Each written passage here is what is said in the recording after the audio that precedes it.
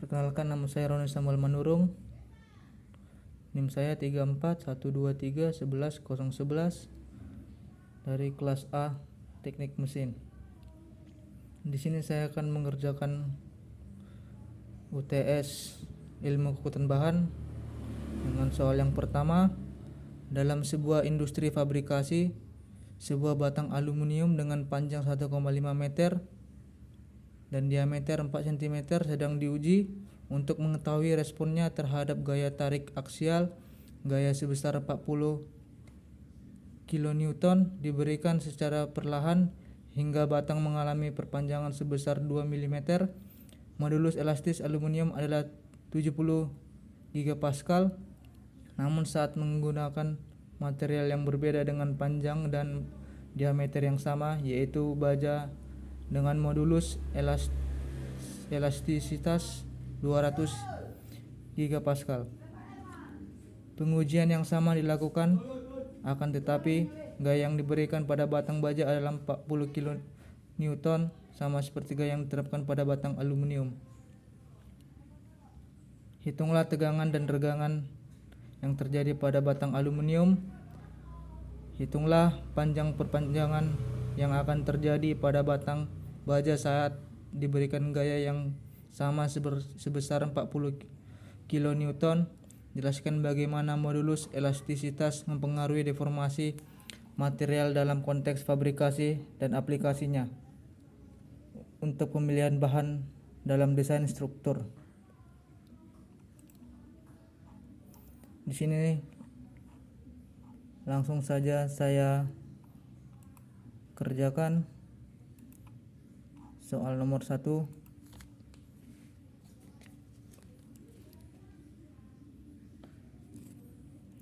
Ditanya tegangan dan regangan.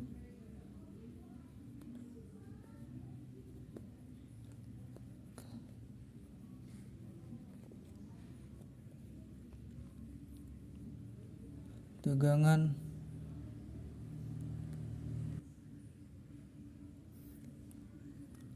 sigma sama dengan F per A.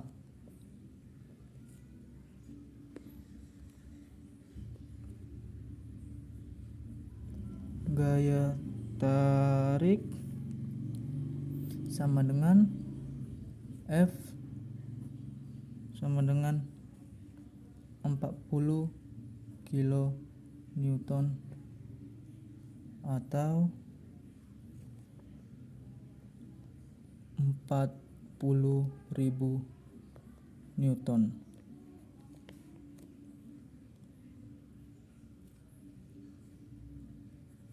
Utas penampung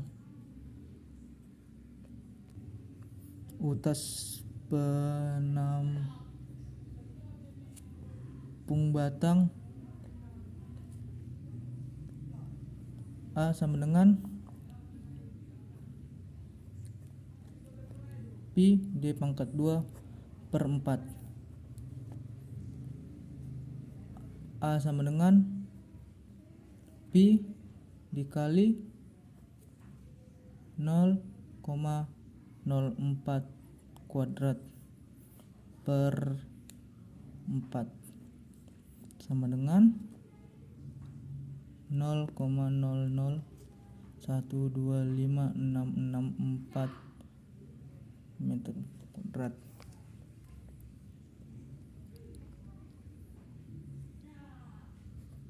Sigma sama dengan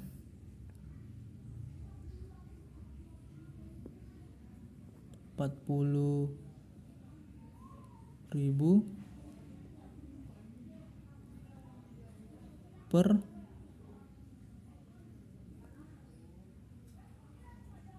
0,001256664 sama dengan 31,83 megapascal.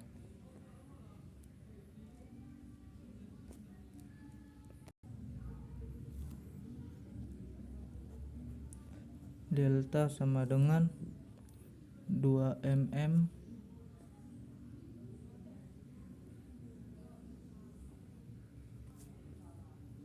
atau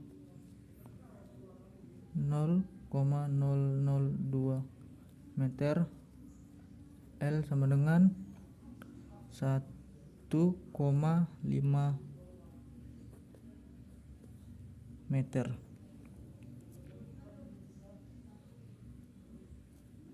Sama dengan 0,002 per 1,5 sama dengan 0,001333.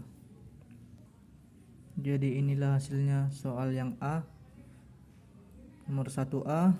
Terus kita lanjut yang ke B. Delta sama dengan sigma L per E sama dengan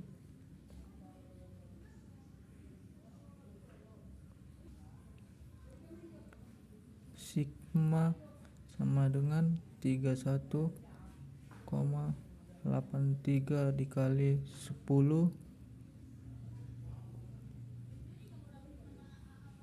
ke 6. L sama dengan 1,5 M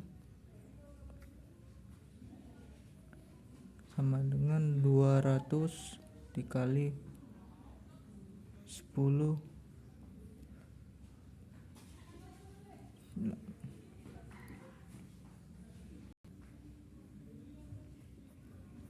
delta baja sama dengan 31,83 dikali 10 pangkat 6 kali 1,5 per 200 kali 10 pangkat 9 sama dengan 0,000239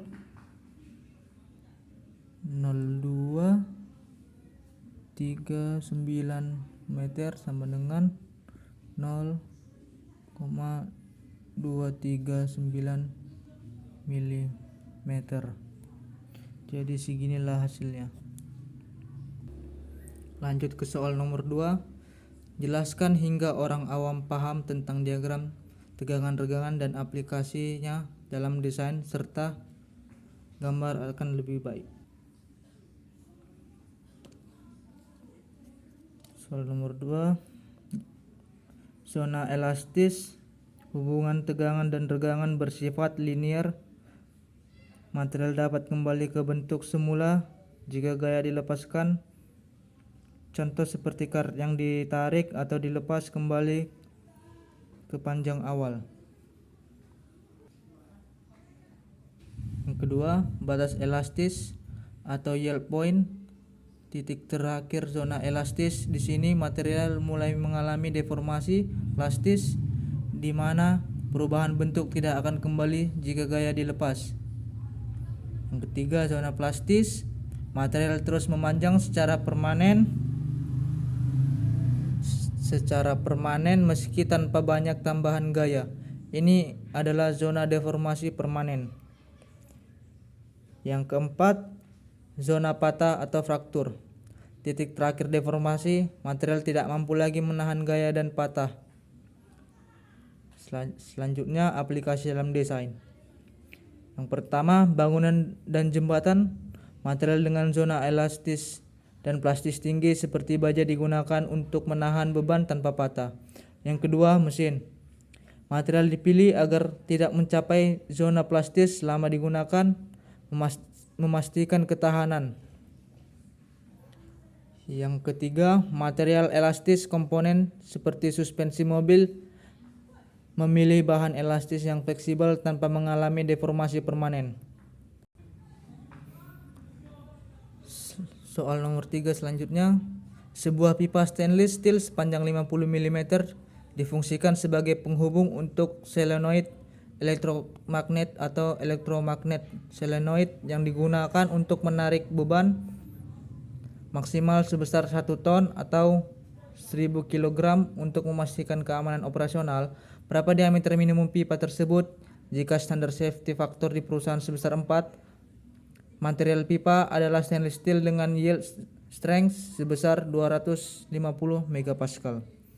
Oke, di sini langsung saja saya kerjakan soal nomor 3.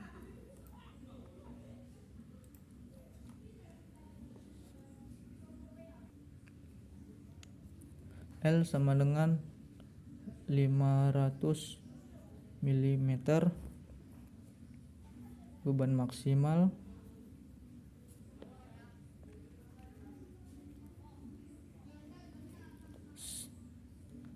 1000 kg sama dengan 1 ton atau 1 ton 1000 kg nya. Safety factor 4,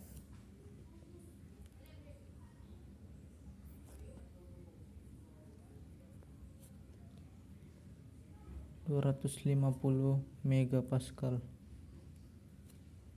Materialnya stainless steel ya.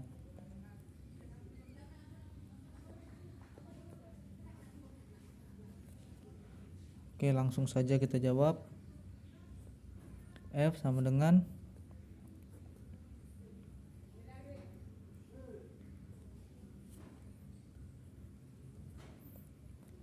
1000 kg kali 9,81 meter per second kuadrat. F sama dengan 9,81 Newton.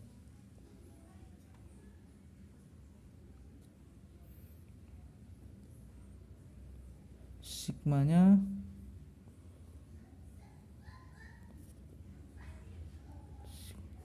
sigma yield sama dengan safety factor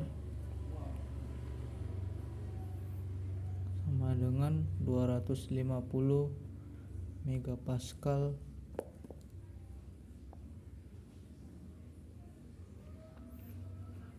dibagi 4 sama dengan 62,5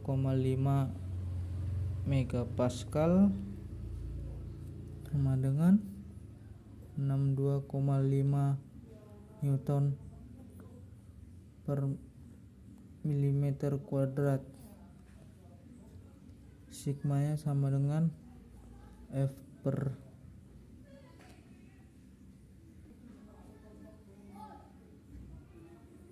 delta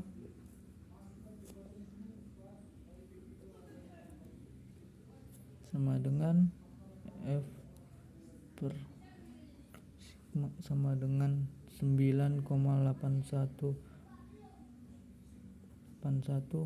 Newton per 9,81 Newton per 62,5 N per mm kuadrat sama dengan 156,96 meter kuadrat. Selanjutnya kita akan menghitung diameter minimum dari luas yang didapat.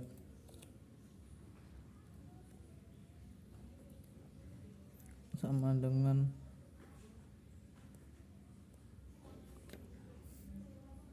P dikali R kuadrat 156,96 sama dengan 3,14 dikali R kuadrat sama dengan 156,96 per 3,14 sama dengan 49,987 mm kuadrat. R sama dengan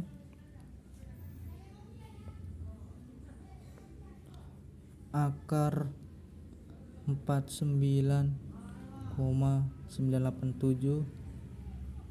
sama dengan 7,07 mm. Jadi ini adalah luas yang didapat atau diameter minimum luas yang didapat adalah 7,07 mm. Selanjutnya diameter minimum. Minimumnya D sama dengan 2R D sama dengan 2 kali 707 mm sama dengan 14,14 mm. Kesimpulan diameter minimum pipa yang dibutuhkan adalah 14,14 mm untuk menahan beban 1 ton dengan safety factor 4. Sekian dari saya, Roni Samuel Manurung. Terima kasih.